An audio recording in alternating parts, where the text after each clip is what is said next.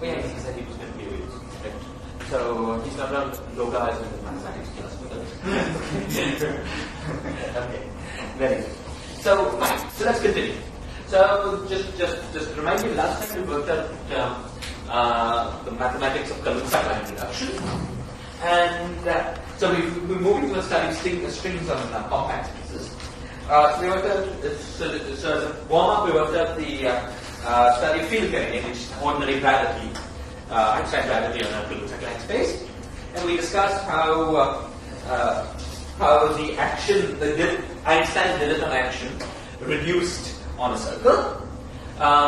You got a redefined dilaton, a redefined Einstein field.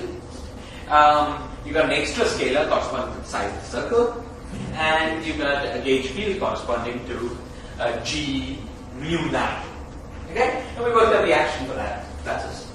We also discussed how objects that carry charge, that carry momentum in the extra direction, are charged under this gauge field, and we discussed how the B mu field decomposes into a gauge field and a lower dimensional B mu field. There's an exercise I asked you guys to do, which all of you have done. Okay, now we're going to move to the study of string theory. And we discussed also that the gauge field that came from the dimensional reduction of the B mu field, namely B mu 9, was different in field theory from the gauge field that came from the graviton, in the sense that there were obvious modes that were charged under the gauge field that came from the graviton, anything that carried momentum in the extra direction. Whereas there was no, in field theory, there were no modes that were charged under the gauge field that came from B mu 9, and we promised that this would change when we looked at string theory. Okay, so now we're going to start studying string theory with an extra compact circle. First one, and then we'll eventually look at main compact circles. Okay, so let's say that we got x25, but we'll soon drop this subscript just because it's too troublesome. So whenever I write x, we need to drop it. I mean x25, and we have x is equal to x plus 25. Okay. Now, this object is a field, whereas 2 pi r is a number. Okay? So what does this identification mean? It means that the field x is identified with the field x plus 2 pi r. So doing the mode expansion, this identification affects only the zero mode of x. Okay? So this immediately tells us that, you see, all analysis of conformal invariants and so on is local on the worldsheet. You know, local on the worldsheet, local in space time. Okay? So nothing is going to be affected. All local properties of the OPs and so on are not going to be affected by one. Yeah? Okay? However, so this continues to be a conformal field theory. So some identification of an old conformal field theory. This is going to be a good background for a string to propagate. Okay? All that's going to be affected is the zero mode. So we're not going to work out everything that we got from the oscillators again, we're just going to focus on the zeros. So let's do that. So how does the zero mode go? So what is the action? The action is 1 over 4 pi alpha prime del alpha x this way. Now, if we substitute in just zero mode here, we got something very simple. We got the integral over 2 pi goes away, and we got 2 alpha prime integral x dot. Okay, let's get it more. Okay, so what we're going to do is to substitute in the zero mode here. Now, let's work this out from 2 different points of view. The first point of view is that, well, we worked out from 2 different points of view eventually. But let's think of this object. You know, what's different in the zero mode sector? The thing that's different in the zero mode sector is that a string, okay, with this x being compactified, as you go around the sigma circle. So what we're trying to do is first work out our spectrum analysis. Imagine we're doing a lot like code quantization once again, like the first few lectures of our course. We're working on the cylinder on the worldsheet, and we're trying to work on the spectrum. Okay, so what's different? The thing that's different in the xenomorph sector here is that as we go around the sigma circle, it's not necessary for x to be periodic.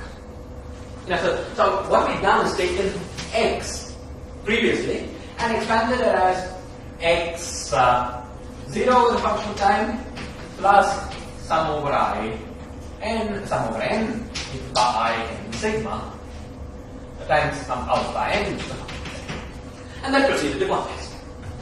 Okay, such an expansion works with this periodicity, but it's too restrictive. It's not necessary for x to come back to itself as you go around the sigma circle, which is the boundary condition we proposed in this expansion. All that's necessary is that x come back to itself up to a multiple of 2 pi r. Okay? So the most general expansion will be this plus 2 bubbles m sigma r.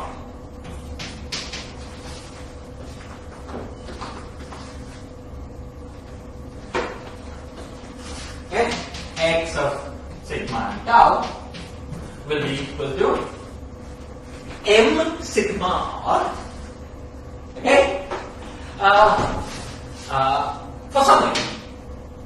Okay, so let's call this x m sigma tau will be m sigma r plus x0 is a function of time plus tau. Is this clear? This m sigma r is taken because sigma goes from sigma to 2 pi.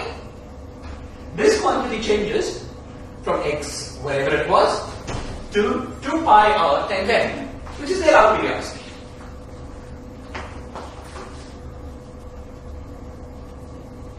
Okay?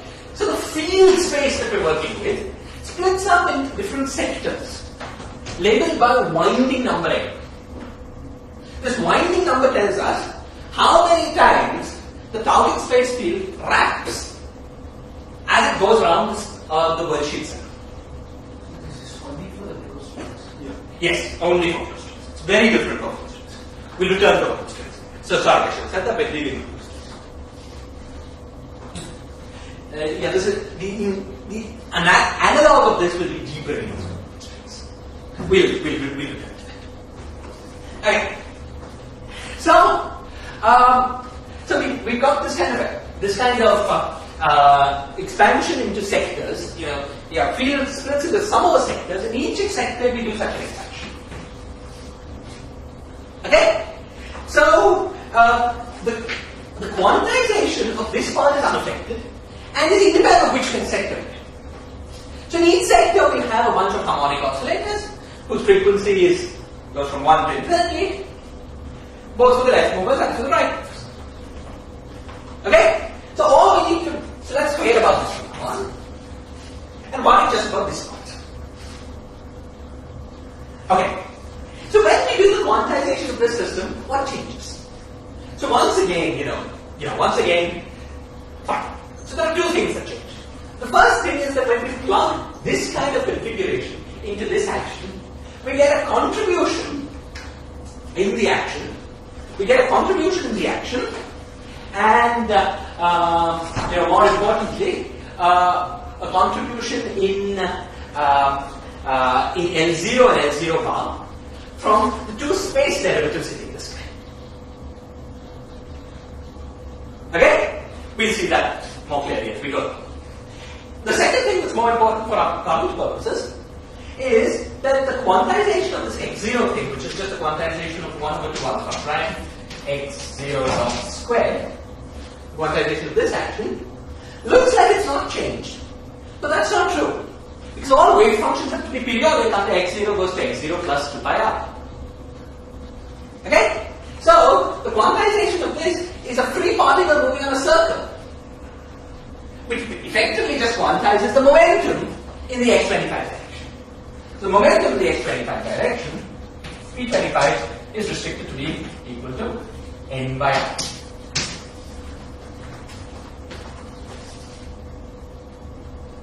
Okay? Now let's look at the solution of this X field in the mth sector. So in the mth sector, xm of tau sigma, we've got this new piece upon that which is m sigma dot. And then we have the old piece which has, if you remember, alpha prime times p times tau.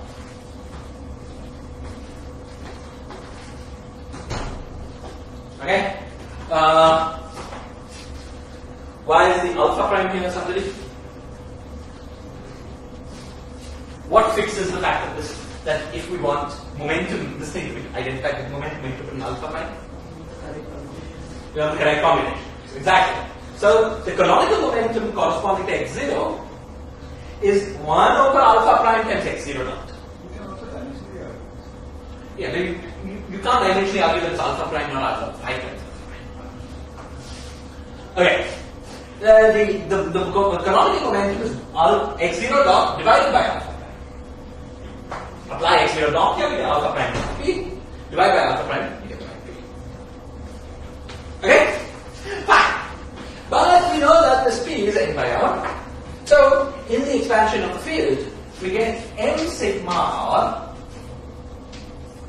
plus n by r alpha prime times tau.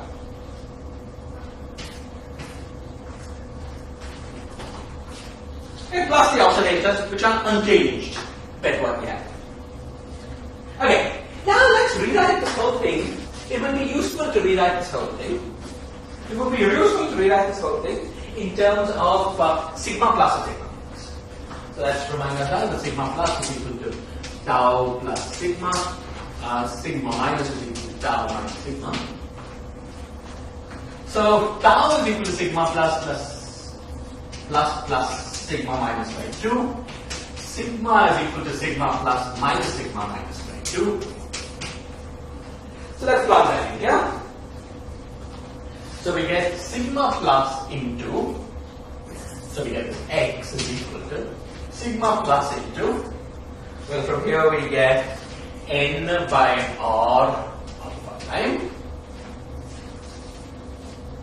We get n by r alpha prime and the whole by 2, n by r alpha prime. So that's, maybe it's a good idea to put in alpha prime by 2. Okay, so n by r plus m r alpha plus alpha prime by 2 into sigma minus into n by r minus m.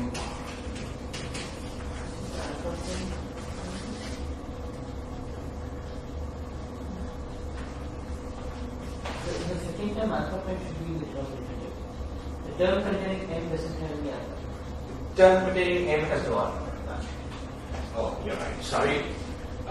So, thank you.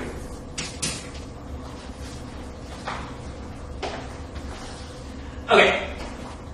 Now this quantity here, this quantity that appears behind sigma plus with an alpha prime by 2 taken out. Okay, we give it a name. We call it PL. Oh, let's call it PL. PL.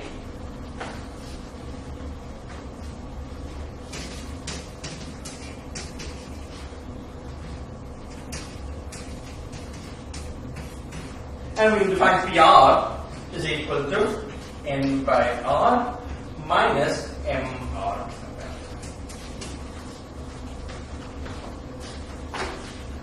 Okay. Had there been no winding at n with 0, then PL and PR would both have been equal to the momentum. Just n by r. Okay? But then quantities that play the role of momentum multiplied by the left moving coordinate in the string. Okay? And or the right moving coordinate in the string. So you see, when x had been a periodic field, then the whole expansion of x in the left, the separation of x into left movers and right movers, work power oscillators, but not for the zero mode. For the zero mode, if we try to make such an expansion, as we did at some point in the course, the coefficient of this would have been p, and the coefficient of that would have been p. So for the zero modes, left movers and right movers were linked, in the sense that their coefficients were forced to be the same.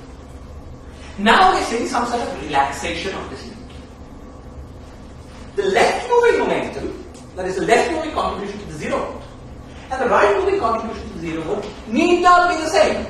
And in fact, in the nth sector, are not the same.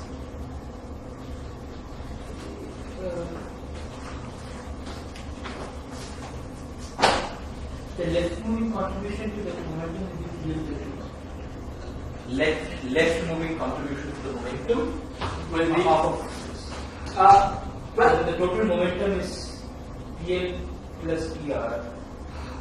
the Total momentum is N by R. The total momentum is n by r, Pn reduces to n by r, if n is equal to 0. So you take all the halves out, such that Pn would have been the ordinary momentum, had winding been 0.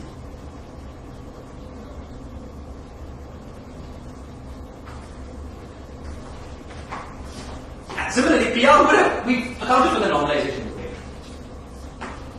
And it manifestly, that's why I took this alpha prime by 2 point, to get an object that would have reduced to momentum otherwise.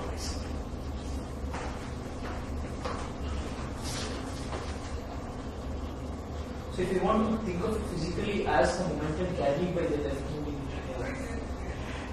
You see, it's not quite, well, as the momentum carried by the left moving.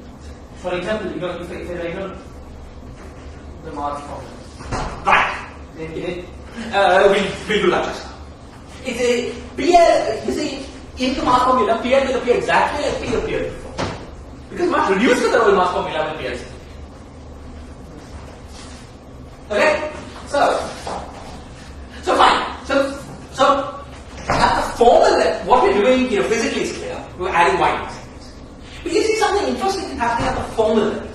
At the formal level, it's making the zero modes behave more like the oscillators, in the sense that we're allowing what's happening on the zero mode side of the left movers and the zero mode side of the right movers to become different. We're allowing ourselves to become different, for these two things to be different, the left and right.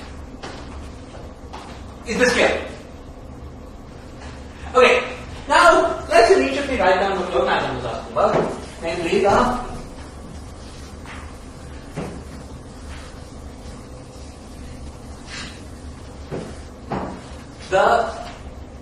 the dispersion relation, the formula for the mass event of particles that arise in this compact relation. Okay, so now to do that we want to know what L0 is. So L0 as before gets contribution only from PLs, and with the normalizations that would have said equal to P, had PL to be equal to P. So L0 is equal to alpha prime by 4, it's the usual one, P L squared plus alpha prime by 4 P squared. Okay, so this is, now the rest is in the non-compact direction, this is what we call the mass squared. So minus alpha prime by 4 mass squared. Minus because space-like momentum contributes negatively to mass. Okay, and then plus NL minus 1. And N is the naive oscillator number, and the minus 1 comes to the energy of the drum set, Casimir energy of the drum set. Okay? And L0 bar is equal to minus alpha prime by 4 PR squared minus alpha prime by 4 M squared plus NR.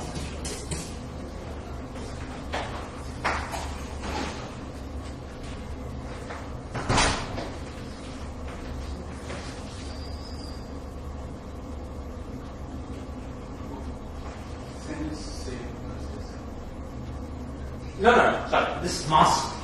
I'm sorry. This N is a winding number, it has nothing to do with this. This is mass, that's called.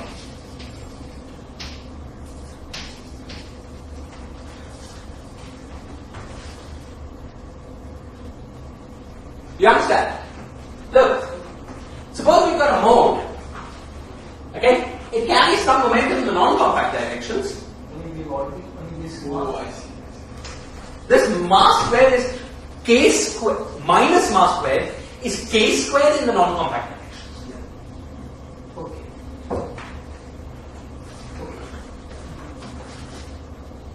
Right? Which we equate to mass square because we get a Schrodinger type equation with this value of the mass. So are we thinking of it as an extra compact dimension or any? Okay, this is the mass if we are dimensionally reduced. This is the mass if we are dimensionally reduced. You see, mass is a well-defined notion when we've got a Poincare algebra. And we've got no Poincare algebra in the direction in which we dimensionally reduced. Okay. So we're looking at the mass square of the effective particle in 25 dimensions. Okay? So by mass square I just mean k minus of k square in the non-compact dimensions. Is this clear? Okay? So we get the formula mass square is equal to PL square plus 4 by alpha prime into NL minus 1 and it's also equal to PR square plus 4 by alpha prime into NR. Now, when we were dealing with the x coordinate that had no identification, PR is equal to PR and the equality of these two told us that NL is equal to NR. Now, PR is not necessarily equal to PR and NL needn't be equal to NR. What once we do is that these two quantities are the same. Okay? But it need that need and in general will not imply that NL and NR are the same.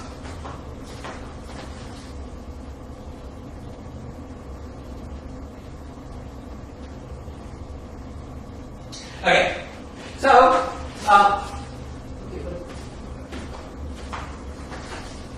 so there is some complicated relationship between m and n here because nl minus nr will be an integer, right? If we just subtract. yes, so we will not be able to satisfy the mass type condition for arbitrarily mn. You know, so for crazy values of the radius, okay. We will not have physical particles with yeah. So Loganitham's point is that if we subtract these two, so let's do that. So Loganitham's point is that if we subtract these two, what will we get? Okay. So what we get here is PL squared minus PR squared, which is equal to 4 times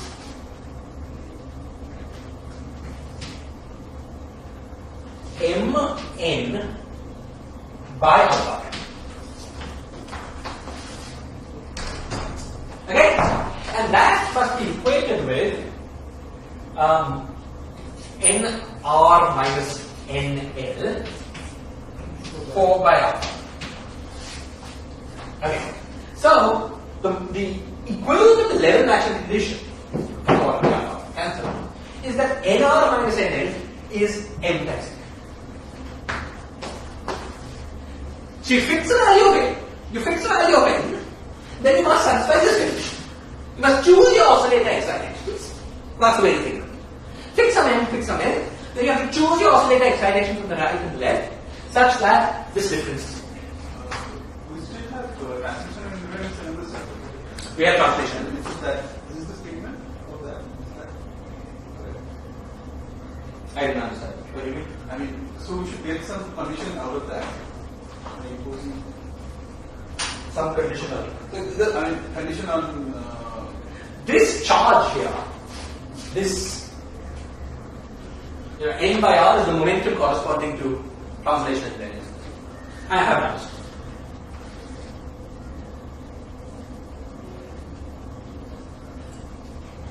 This is just a level matching condition on the string. The fact that L0 has to be equal to L0 bar. Okay, applied to this system. And it reduces, in the case that n is equal to 0, to the condition that nr is equal to n. but it's different from the condition n r is equal to nn and non-zero nn. But notice that you always get an integer. So it's a fulfillable condition. It's not something that depends on r or depends on alpha primes. Given any m and n, there are always values of nr and nn that satisfy this condition. Is this clear?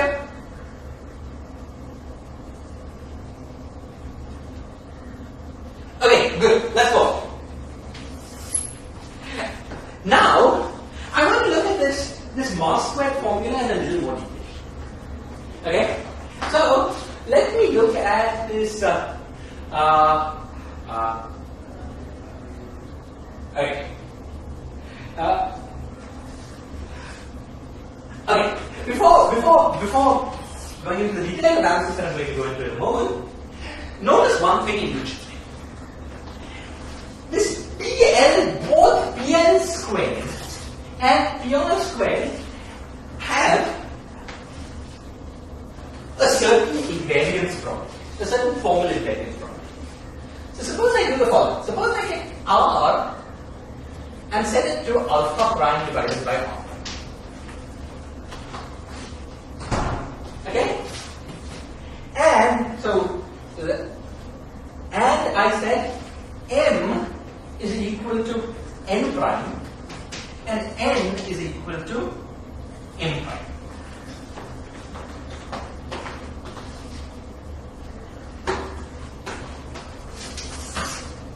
Then Pn as a function of R, M and n is equal to Pl as a function of R prime, M prime and n prime. Whereas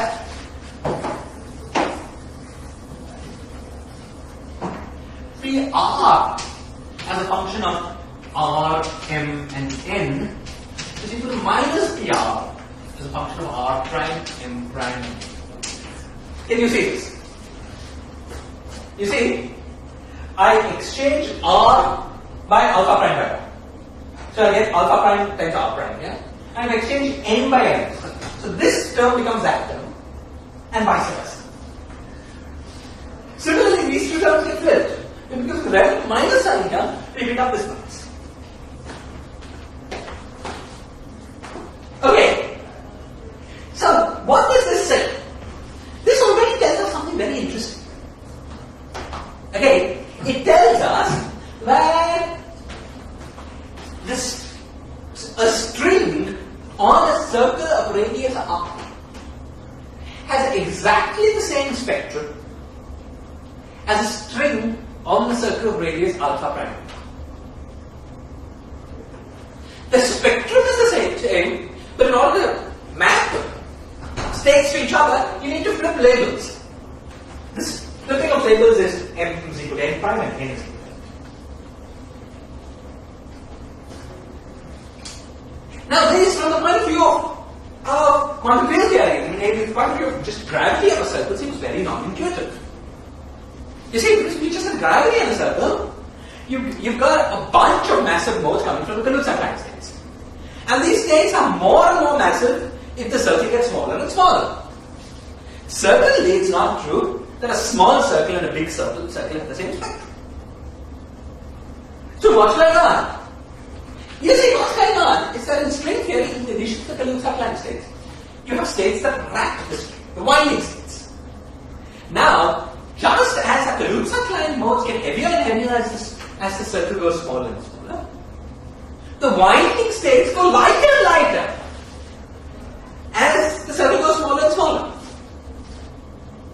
So, the heavy Kaluza-Klein states of a small circle turn out to have exactly the same mass as the heavy winding states of a big circle if we change R to alpha prime.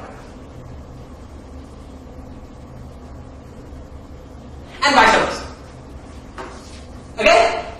So you see something very interesting.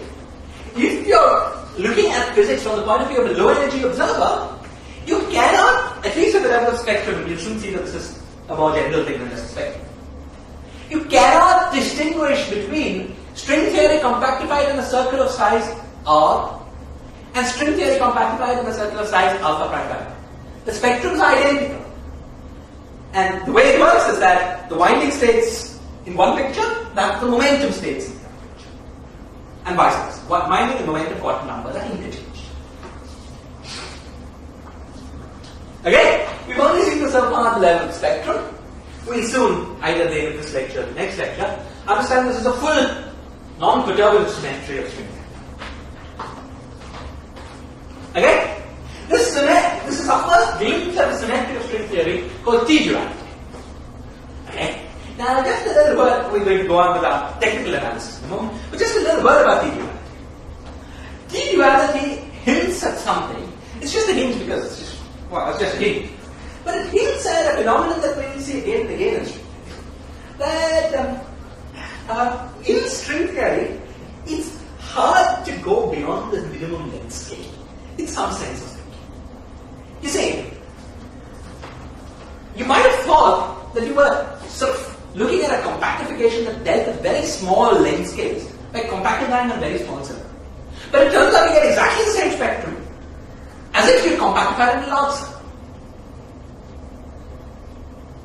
Okay? So, in string, in a more fundamental way, we would say that there is no way to distinguish a string compactification on a very small circle from a very large circle.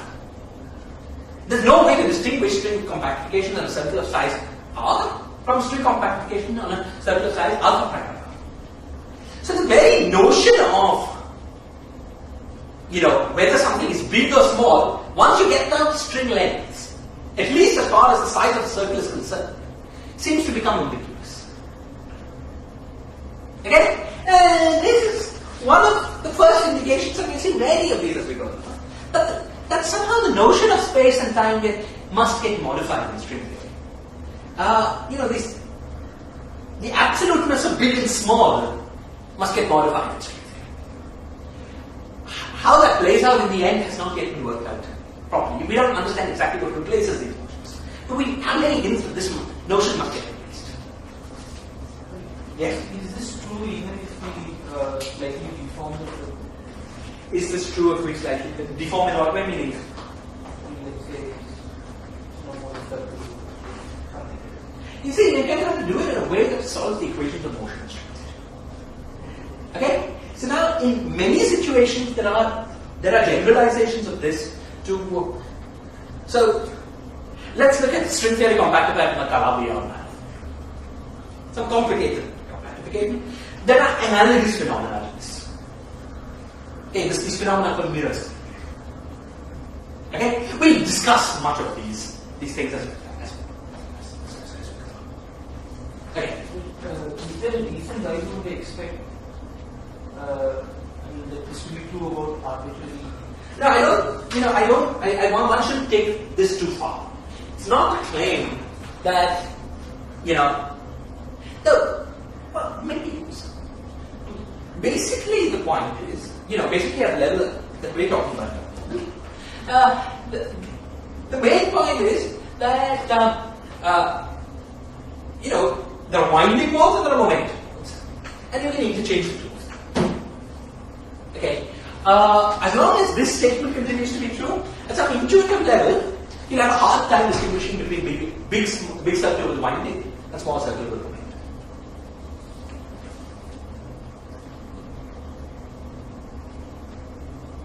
Okay. Can you just rephrase this? Let's say I take some bunch of strings. Yes. So it will definitely have some gravitational effect, because there's a gravity in the field. Yes. And this circle will react to that. This circle will react to that. Yes. Because it's part of the space. Yes. Now, so in what sense are we saying that we can't distinguish between the two? In the sense that, if you give me a small circle and if you give me a big circle, can I by slightly deforming the circles make out whether it's a big circle? What do you mean by slightly deforming? By using by string probes, because you see, anything that can be built as a small deformation out of this cannot be distinguished, because any experiment you perform in one picture has the count. Yes, okay. What is true is that, suppose you've got a massive state. Okay? If you can prepare a probe that you know is winding to it, then you can check whether that state is winding or moving. So, if you have some way of saying this is winding and that is momentum, then you can distinguish between these two pictures. Okay? But for any experiment you can perform in one picture, there is a corresponding experiment you can able to perform in the other picture with different probes, but which will get the same result. I mean, there is obviously my probes don't deform this circle, but I mean, is it evident even if the probes? You see, conformal field theories here are just the same. Okay? So, to the extent that string perturbation theory is determined completely by the world sheet conformal field theory, these two things are the same string compactification.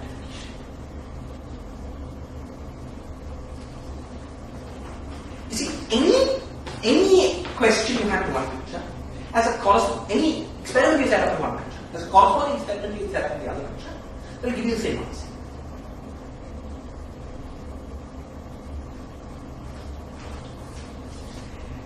You see, both momentum states and winding states live all over the circle. Both of them carry gravitation.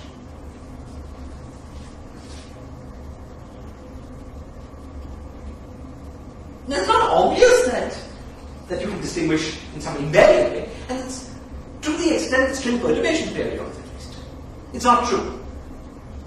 There's nothing you can do as a small perturbation around this picture to distinguish between these two. We haven't shown that, but I will show you that these are just identical as conformal field theories. And string perturbation theory is determined by the conformal field theory in the world sheet of strings. Two things are identical. Conformal field theories, they're just identical. It gives identical perturbation. I'm just worried that this statement that they're identical seem to depend on the fact that this thing is a circle. I mean, both of them are circles. But if you can take something and think of it as a small deformation around this, Okay. it's a small deformation in one picture or the other. So any small deformation here you're saying can be mapped to. It can be written in either picture. Because any small deformation is just some amount of. Some vertex operator put on this thing, and this, if it's one, you put this vertex operator in one picture, it's another. It's the mapped vertex operator in the other. So if I start here and start deforming, Right. Using vertex operators, Right. then at least to the extent that the string perturbation theory is valid, Yes. Yes. I mean, this I mean, You will not be able to distinguish this from starting with the other picture, putting on the corresponding deformation, and doing the corresponding experiment. Okay. We're going to get back either at the end of this lecture or later in the next lecture to a deep, more detailed study of T-duality. It will be useful to have the vertex operators corresponding to these states. At this point, it was just to make your appetite. So let's now go back to the analysis of the spectrum. Okay, and let me start by analyzing the spectrum. First, as in our study of non-compact string theory, a particularly interesting question is what are the master states over there? Let's first do this with an arbitrary value of the radius, and then specialize the special radii. Okay, a radius that will turn out to be particularly interesting is the radius at which this, under this operation, r does not change. Namely, r is equal to square root of r. Okay, that will help us in our understanding. But let's first just do this at arbitrary radius. Okay, so suppose we want to understand what the massless particles are in the theory are. Okay, we want to understand what the massless particles in the theory are at some arbitrary radius. Now, because r enters in a complicated fashion in this expression, if we're at an arbitrary radius, the only way to, generically, the only way to satisfy this relationship is to have this equal 0. old analysis. So we have NL equals 1, NR equals 1. Adopt.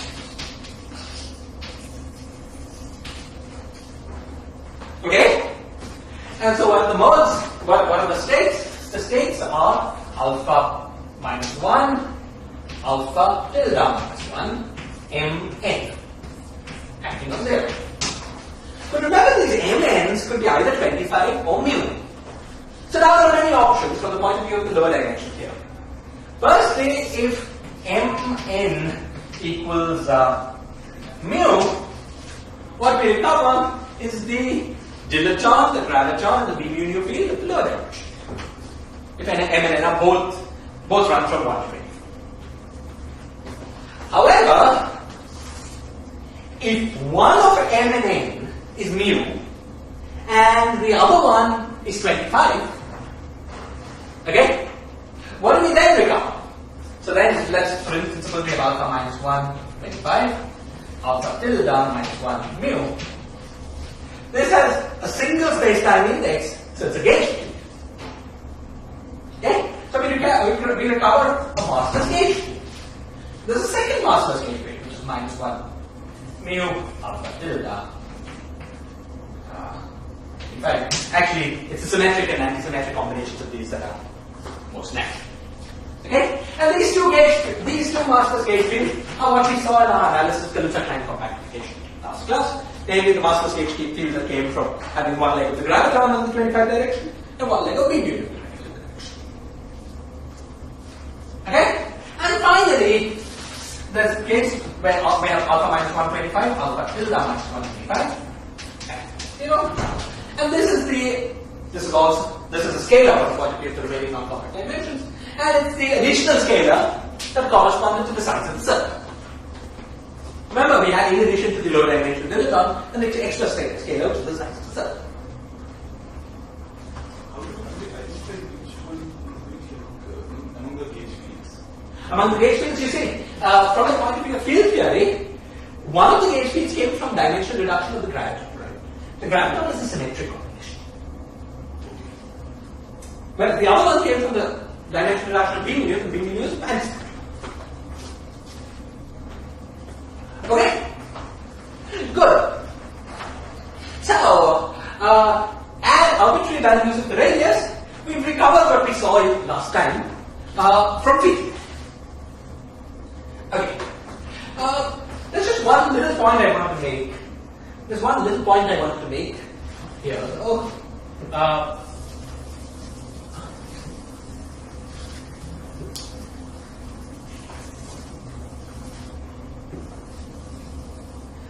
Okay.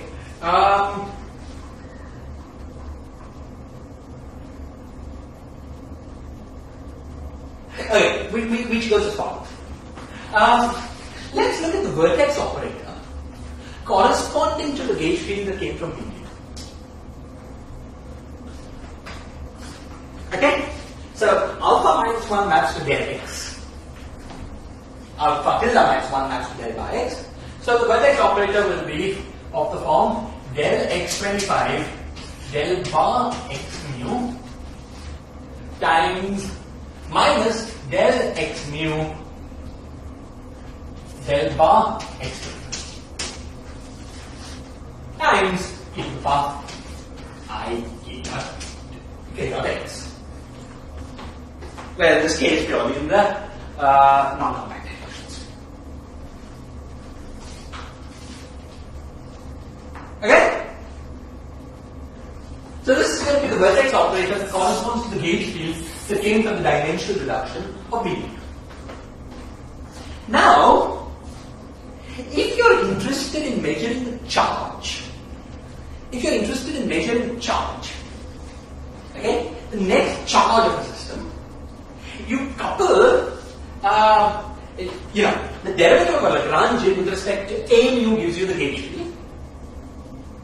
Okay, A mu at x gives you, the current at x. And if you're interested in J mu integrated over all space, you take the derivative with respect to the zero mode of A in momentum space. So we're interested in measuring net charge under the gauge field that comes from the coupling B mu. We should be interested in this vertex operator at k equals 0. Okay. Now, at k equals 0, that's what this vertex operator is. And it's very near to being trivial. It's very near to being trivial, as you can see in the following way.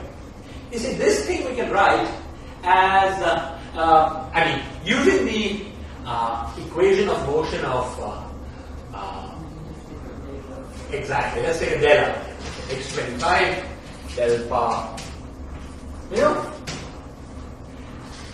okay, this, I've subtracted an extra term here, which is del bar x2, which is 0. Okay, and then we could also write this term here as minus, for instance, del bar of x25 del x.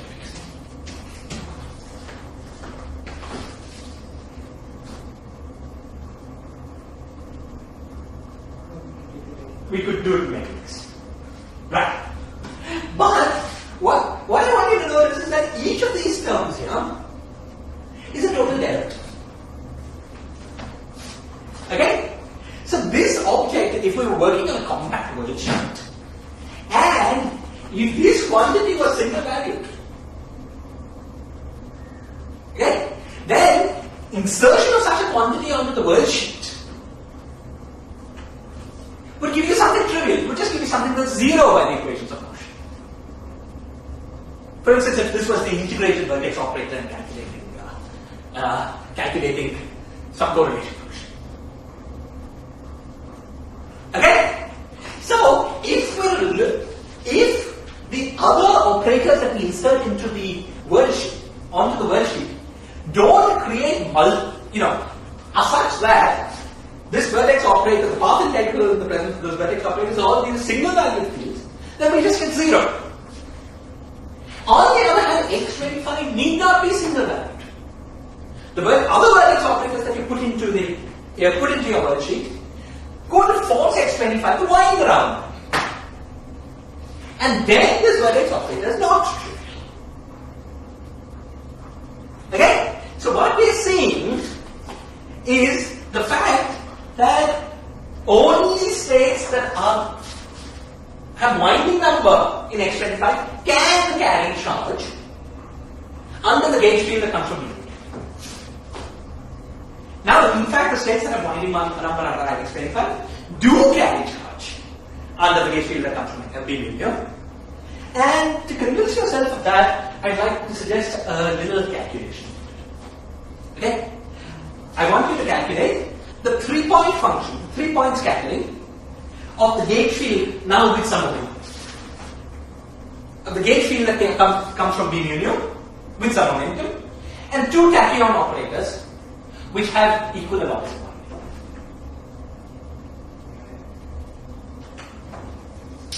Okay? Now, can't we just agree from this? Yeah, you could. Basically, what you're going to get is because the charge under the gravity, the mu from gravity is basically n. right.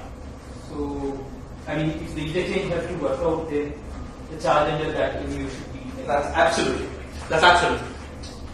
And yeah, as we will see, the stereoanity symmetry is a symmetry under which xl is equal to xl, whereas xr goes to minus xr. In 25. And under the symmetry, momentum gets interchanged with winding, the gauge field from B mu gets interchanged with gauge field from algebra. So that follows from all of that. But nonetheless, I would like you guys just to do this calculation explicitly. Okay? So what calculation there is to do is clear, right? You know what the vertex operators are here. Actually, I haven't quite told you about the vertex operators for states that carry winding. Sorry, this has gone in slightly order. I'm going to tell you about that in a moment. Once I told you about that, you know what vertex operators to insert. Okay? And you know what the vertex operator for this B field, for this B gauge field is that we've written down. Yeah? There is a simple generalization of the many calculations we did before for 3-point functions in the closure set. Okay, but I'd like you to do the calculation just to get your hands wet on this stuff and to check that you will find it coupling only with states that have non-zero winding. Okay. As Logarithm says, there are many more structural and sort of general ways of understanding this. Okay. Good. So why did I bring this up at the moment? I brought it up because already at the left arbitrary radius, we see one phenomenon in string theory that we did not see in field theory. Namely, the gauge field that comes from this BB of mu carries states that have charge. Okay? And these states are rounded up, the extra. Okay. So, as arbitrary value of the radius, if we are interested only in this massless vector, that's it. There's nothing else. But all these states are really like which are the states? I mean, the states are charged and the and arbitrary values of radius, that's true. Okay? Not at every value of the radius, that's true. yeah. Okay? However, now just to answer the kind of question you have asked. Okay? Let's focus on a particularly interesting value of the radius. The particularly interesting value of the radius that we focus on is r is equal to square root alpha. This is the self-dual point and the r goes to alpha prime. Okay? It's the point in which there are two different descriptions of the same theory, without changing the radius. Okay? And let's examine the spectrum here as a warm-up to understanding the physics of it. So I'm interested in the mass of the spectrum. So we have that n squared was equal to n by r plus w r by alpha prime.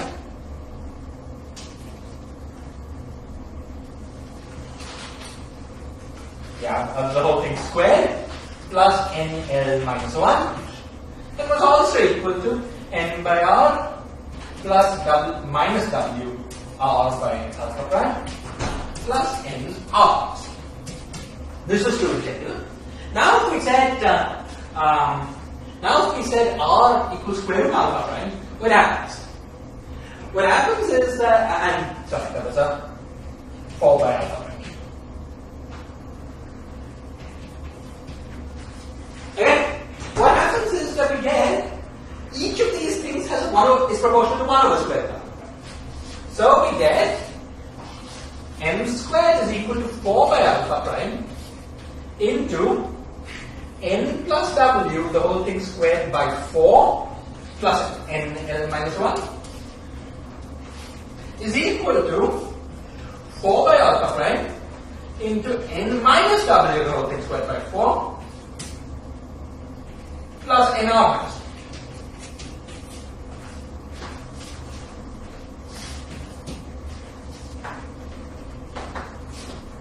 As the special value of the radius.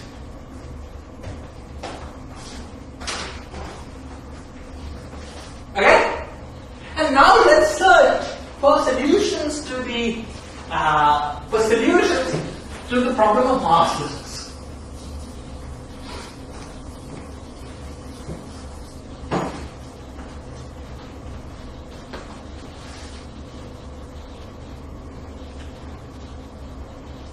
Okay. So let's start. See. We have to cancel this minus 1. We can do it either with NL or with this n plus w. So let's see how we can do it with n plus w. Okay? So I'm going to write nw in a bracket like this to denote the quantum numbers of the set time. So one way we can do it is if we choose nw to be 20. You see, in order to cancel minus 1, this minus 1, we need n plus w to be equal to 2. So one way to do this is to choose nw to be 20. That way, nl and nr both equal 0 will satisfy this equation and give you a massless particle.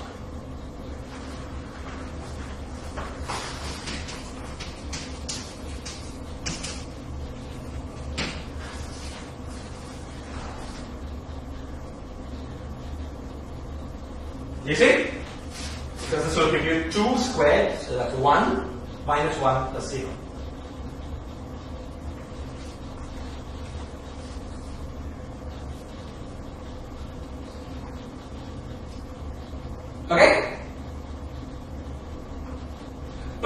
beyond this, there are clearly three other solutions to this function. There's minus 2, 0. Let's put this in bracket. 0, 2, and 0, 6. Each of them with n is equal to n r 2.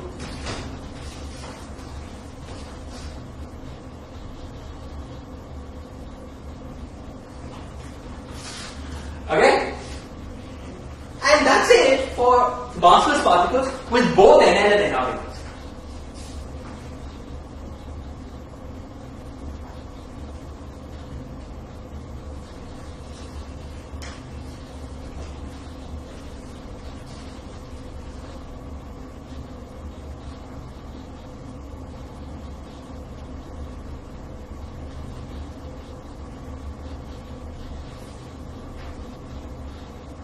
This is clear.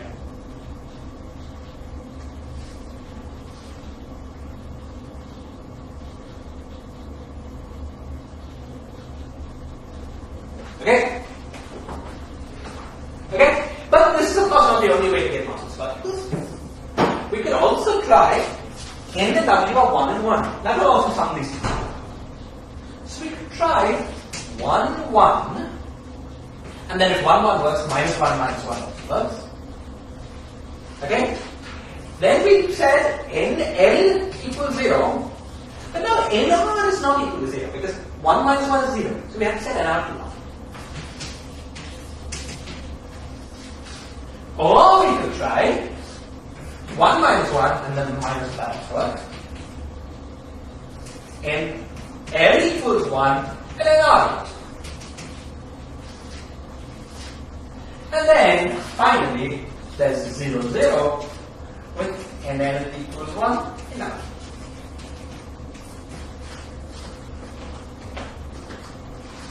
This is a comprehensive list of the ways in which you can get massless particles at the special value of the difference. Okay, it's now an interesting exercise to take these massless particles and to group them in with symmetric properties under the Lorentz group of the non-compact directions. Okay, let's first count, group together the scalars. Count how many scalars.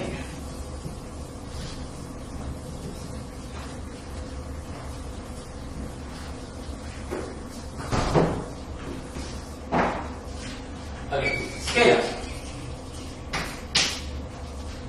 You see, each of these cases, there are 4 scalars here, that's clear. Okay? Now, whenever NR is equal to 1, the index could either be 25 or mu. So choosing 25 will get a scalar. So each of these options has the option of putting all of these guys 25, anything that's not equal to 25. So each of these also gives us a scalar. Okay? So we've got 4 plus 2 plus 2 plus 1, so 9 scalars.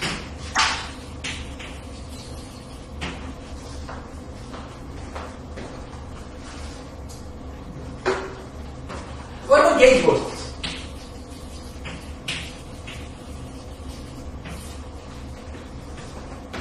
Now gauge bosons are objects with a vector index free. Okay? So we get nothing from here. 2 from here. 2 from here. And 2 from here. Because one of these could be 25, the other one mu. And which one there's an option? 6.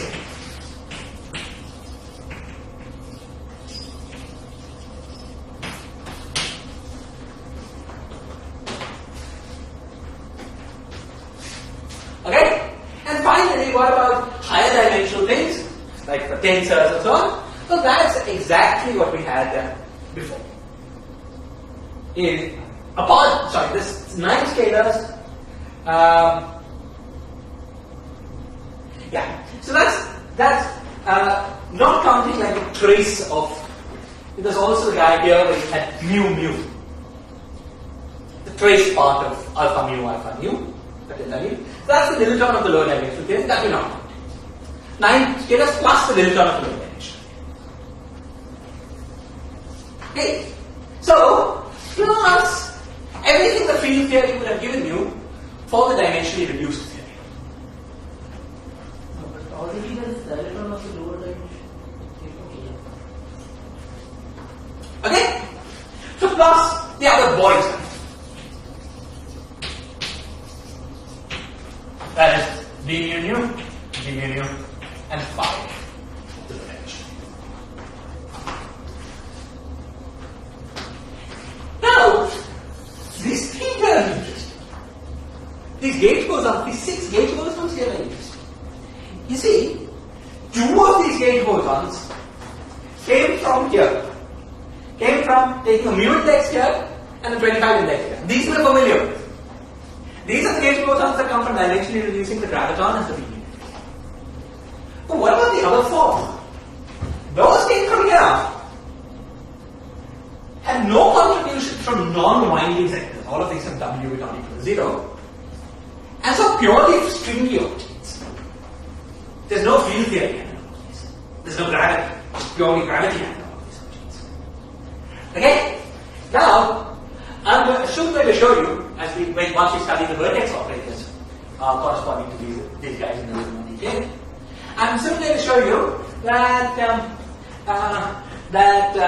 these 6 gauge bosons group together into an SU2 times SU2 gauge boson. Yeah, these are not 6 U1 gauge bosons. They are in fact gauge bosons of a non-abelian gauge group. You can see this immediately actually.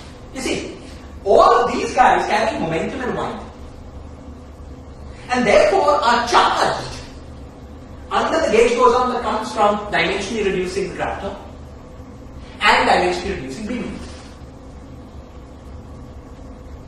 Okay?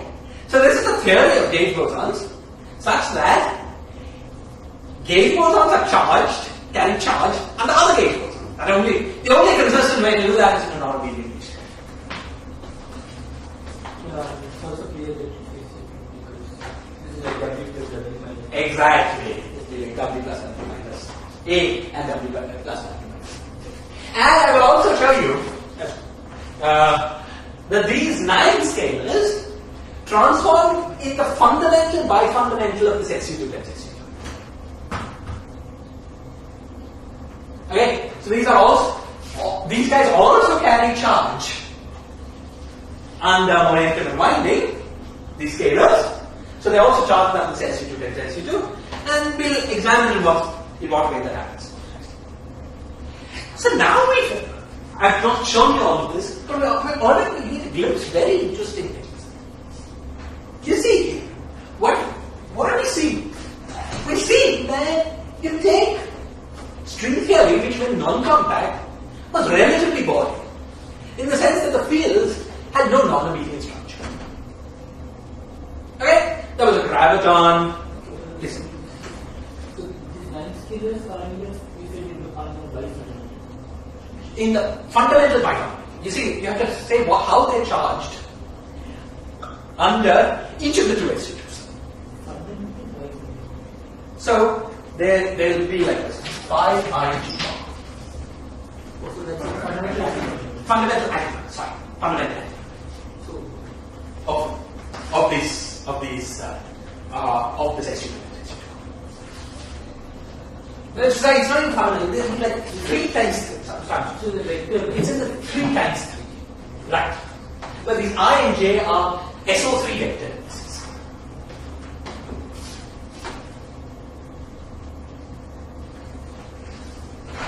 You can understand that W plus W minus analogy.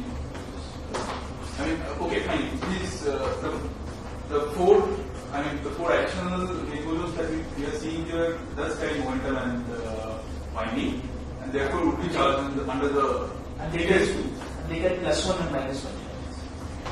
So for every plus plus, there's a minus minus.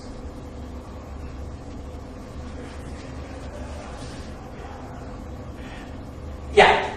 Hang on for a little bit. We'll see this all in much more detail. Okay. So, fine. So, we're going to see this in more detail, as I'm promising, but even before that, I wanted you to see how interesting this is. You take string theory and you put it in a circle.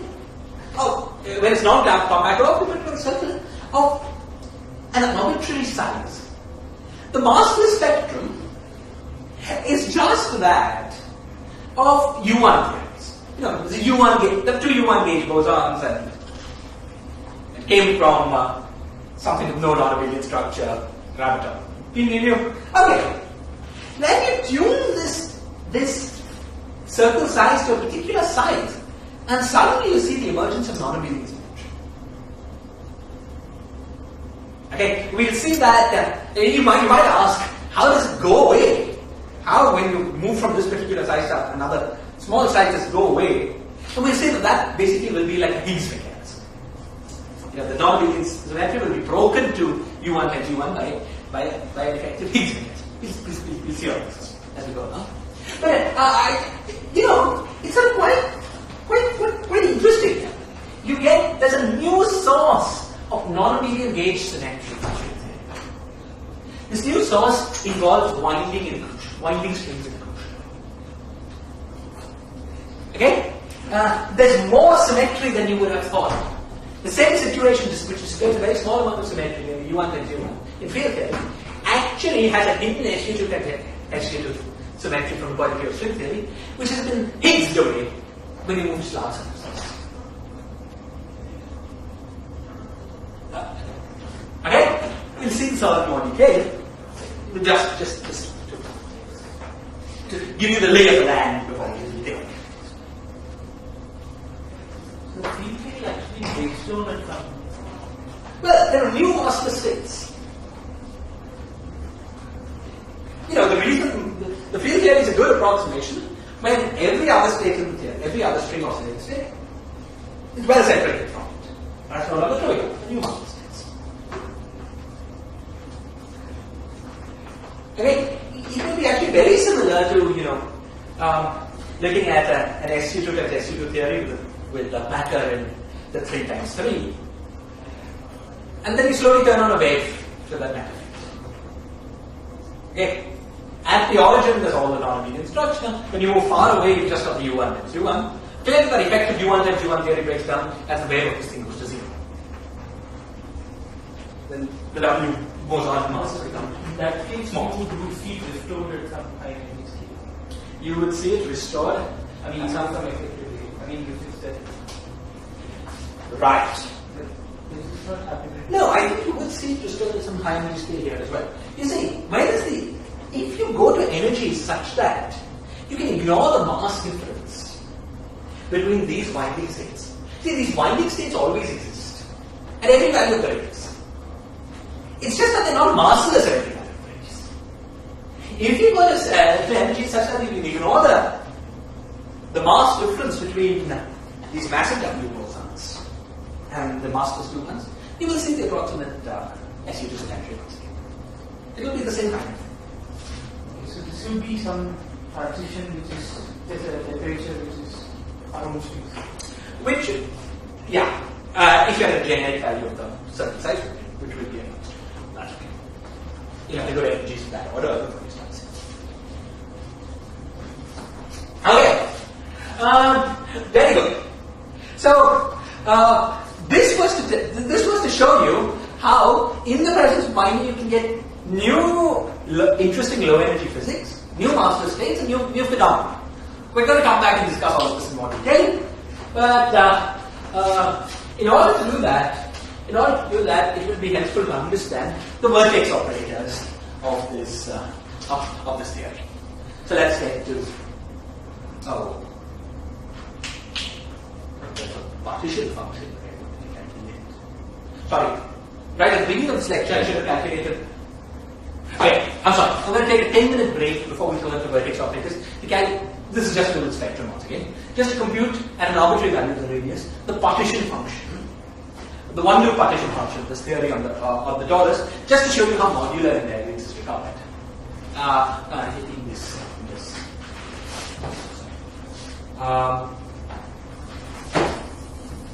I'm sorry, this lecture has become a little haphazard. I have to go on a linear order.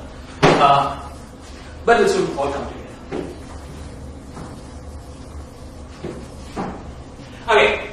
So we're rewinding to discuss the partition function of the string theory and an arbitrary value of the radius.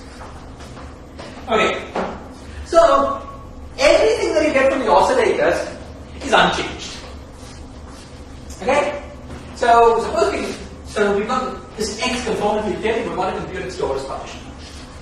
So if you remember, we had defined, I'm not even sure I defined this beta function for you. So we want to define it. So there's a part that comes from the oscillators, including 0-point energy,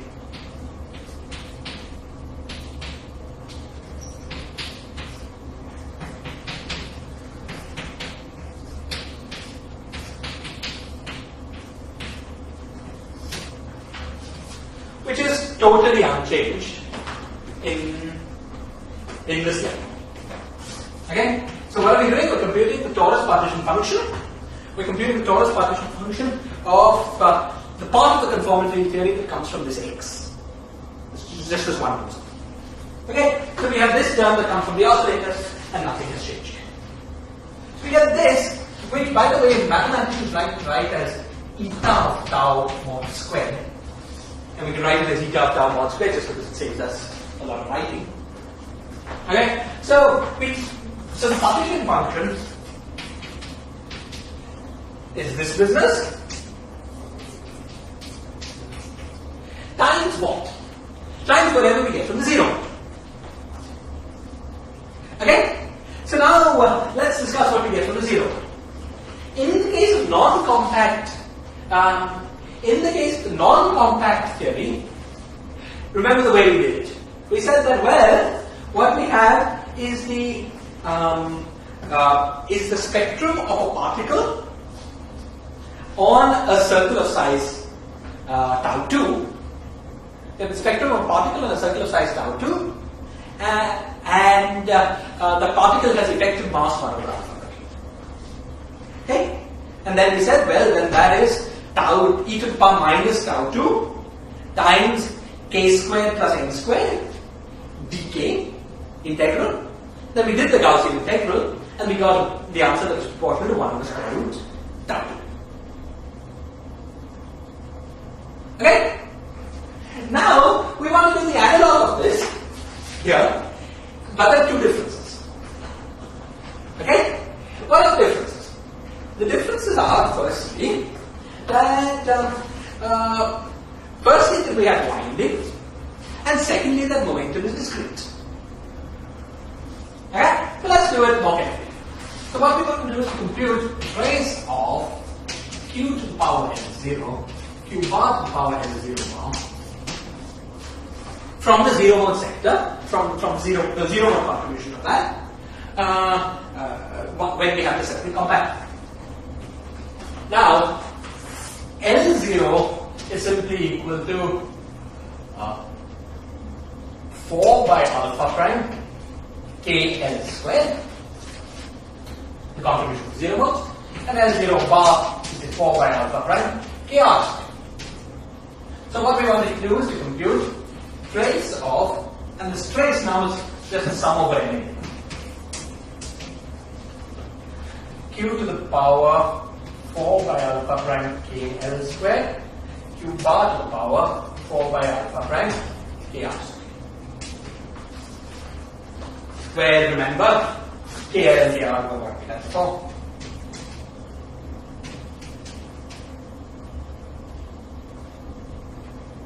It's 1 by 2 bar, that was alpha prime.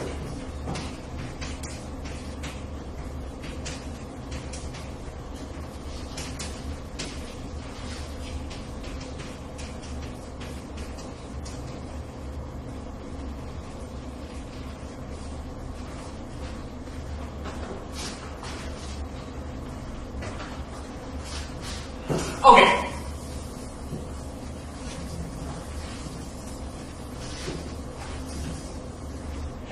Now, let's remind ourselves also that this Q is equal to 2 pi tau, and Q bar is equal to 2 pi tau. And tau is equal to tau 1 plus pi tau. Okay. Now you can take all these definitions plug in here and get some expression as an exponential involving m, tau 1 and tau 2. Okay? The algebra is a little painful, but it can be done. I'm just going to go through this.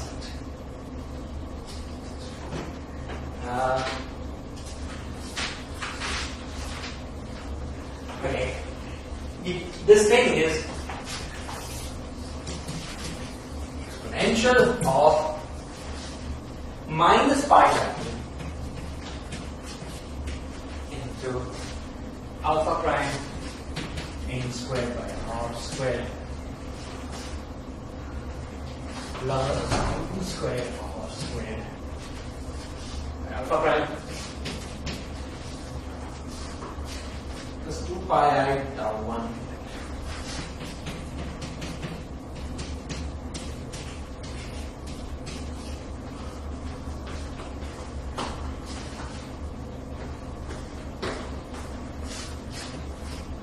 This thing is equal to this thing. Of course, we still have to sum it, right?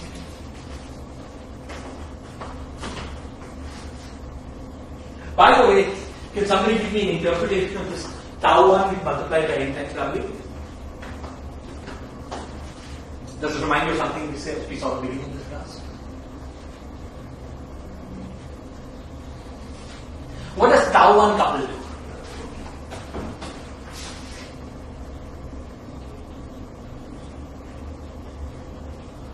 Yeah, we just plugged in tau 1 here. The operator multiplies L0 minus L0 bar. L0 minus L0 bar is integral. So the integral over tau 1 in the integral over the moduli space of the worldsheet of the torus will enforce that L0 minus L0 bar of the oscillator L0 minus L0 bar is equal to n times tau. That's something we solved.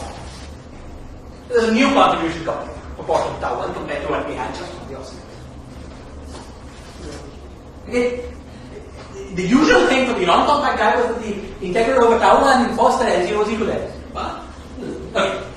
So this is a sensible thing, and then this is where it is. This is essentially like the energy of the state. Okay. Now,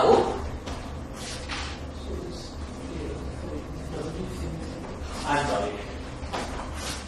Polchinski called W, in my notes I have M. I was looking at Polchinski and trying to translate W's to M's, but it didn't sound good. Thank you. Okay. Now, you see, this expression here is multiplied by this 1 over eta tau, and written this way, it's far from obvious. It's far from obvious that this expression gives us a modular invariant one-loop partition function of the torus.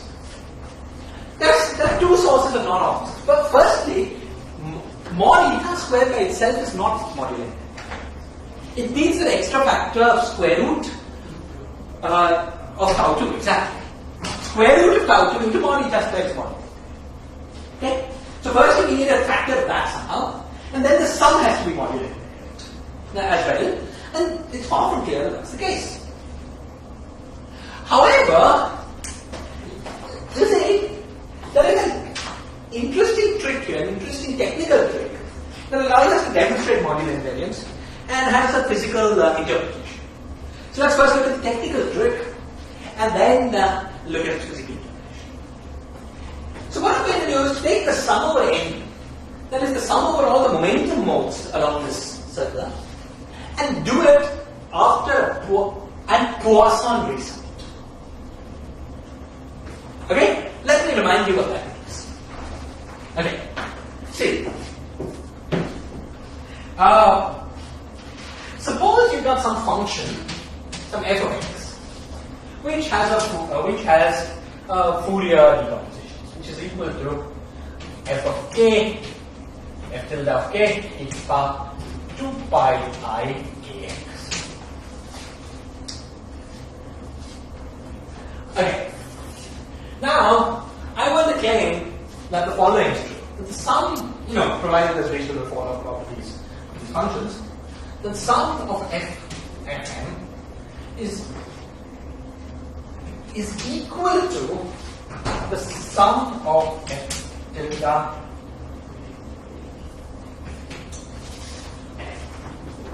the 2 pi z.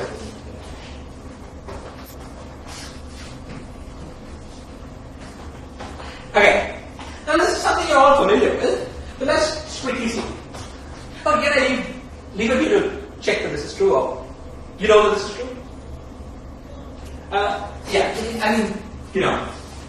Basically what's the point? Suppose you take this thing, say, what do you want to do? You want to take this and sum it over all the values of a. So that's what you want to do is to calculate, that's the same thing as integral dk f of k, and then sum over n e to the power 2 pi I k m. Okay? So you want to know what this thing is.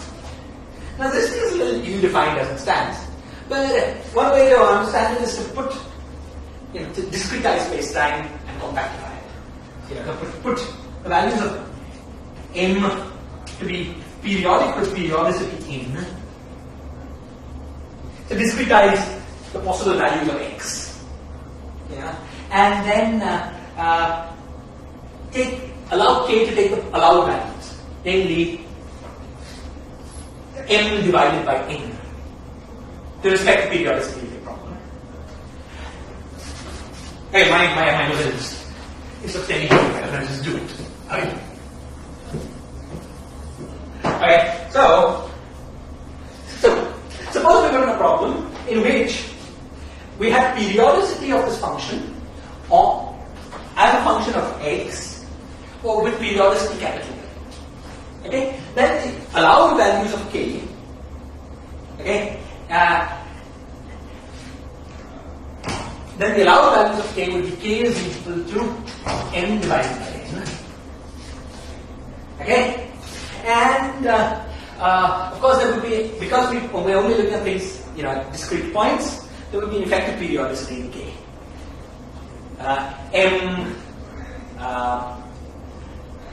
M goes to m plus n would be a periodicity of this function. Okay? So now this is a very well-defined mathematical object. Okay, let's call it R. So suppose we do sum over it. This is e to the power 2 pi I R m divided by n.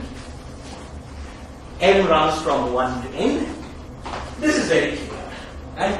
This object is 0, sum over the various roots of unity, the nth root of unity. So it's 0 unless R is either 0 or n or 2n and so on. Okay? So this is equal to, and when it's one of those values, it's n times delta R 0 plus delta R n plus 1. Okay? But now you want to undo this discretization to go back to continuum language. So this sum over n becomes like an integral over n. But we were very interested in integral over k. And the difference between k and m is the factor of n. Okay? So if we want this to be true, we want to replace this by an integral, these get replaced by delta functions separated with the factor.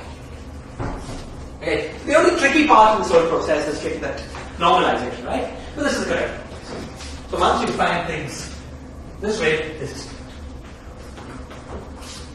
okay. Great. So we're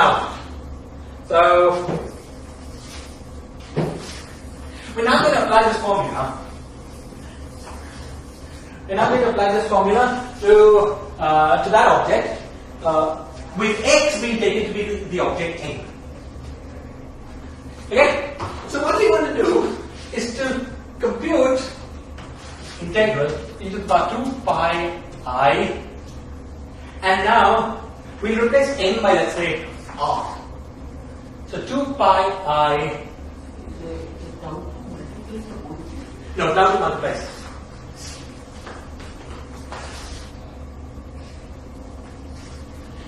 we want e to the power 2 pi I Rx, then minus pi tau 2 alpha prime by r squared x squared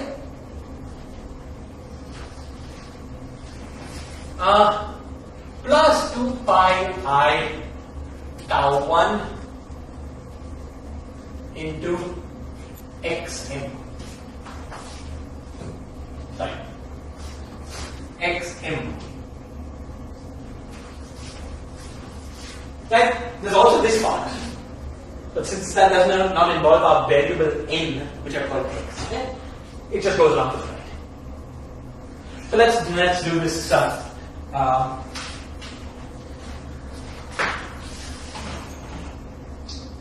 let's do this integral. Firstly, you see this part and this part are very similar. So this is integral e to the power 2 pi I, and then there is r plus tau 1 times m times x, and then minus pi tau 2 alpha prime x squared by x. So what do we get? We get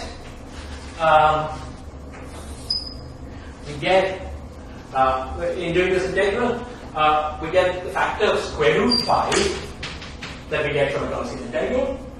Then we get square root of this stuff.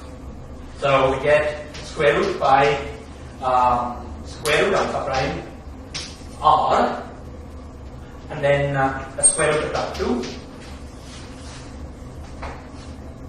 And then we get what we get by completing square times the exponential of, so completing the square, we remove this 2, we take this and square it, pi squared r plus tau 1 m the whole thing squared, and divide by whatever's here.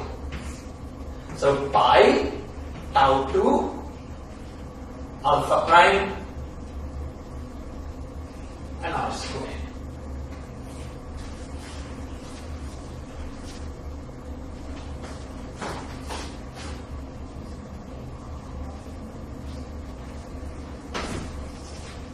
Where's the half? This 2 just cancel the fact that it's twice.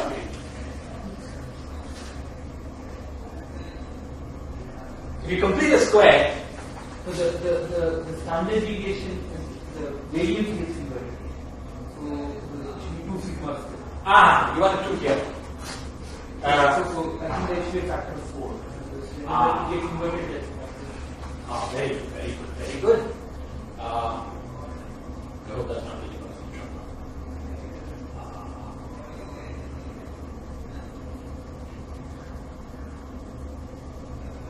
Wait a minute, all I've done is complete a square. And I've completed, so this thing, no, I think this is okay. You see, what I've done is, Okay, fine. Okay, you left out the 2 when you square it, right? Yeah. This is the 4. Yeah. Okay, so this is r by square root alpha prime tau 2. No, it's the 1 by tau 2. This is the thing that we wanted to make the module, and there is beta. Times the exponential, and now so this pi cancels this. We have, and now we added what we had from here, and there's minus sign by the way, because the I squared. So minus pi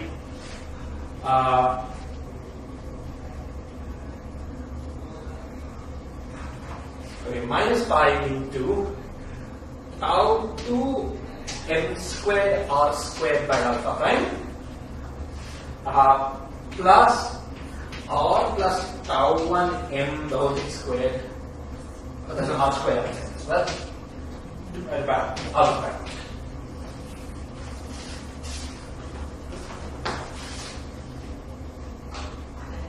Alpha prime. Right, yeah, I got all the r's that's one right. But this had an r square, that had an r square, so that's good. Yeah. And I put some tau 2 somewhere. Again, it's a 1 over tau 2. Here there's a tau 2 there, and here there's a time. Let me make this tau 2 squared divided by tau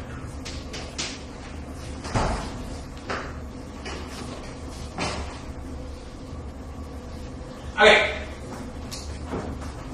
And now, this numerator can be written as exactly. So we've got r divided by alpha prime square root tau 2 exponential of minus pi r squared by alpha prime mod of r plus m tau square divided by tau.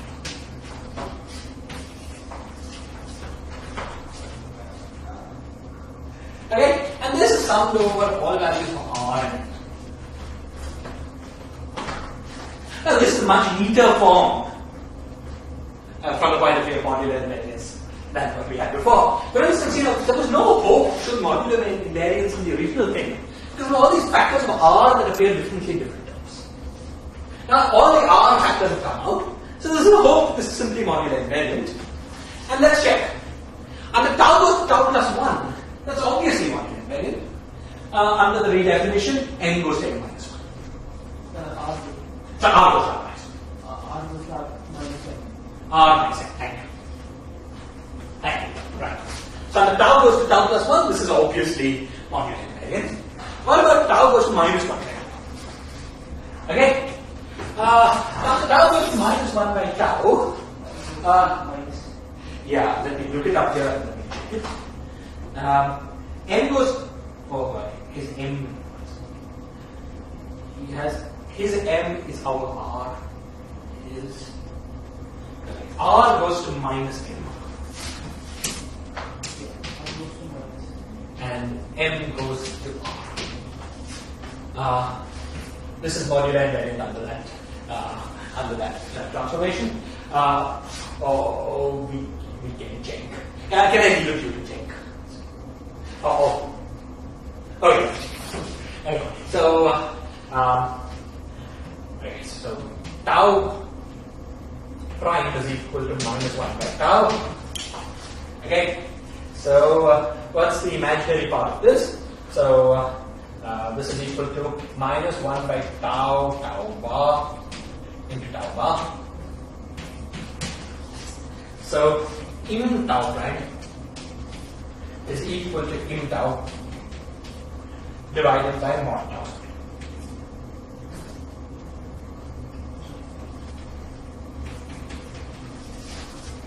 Okay? Now put this is the same kind of thing, right? Can I leave? Okay, it's a simple thing. Okay, right. So this thing is modular invariant. That's correct.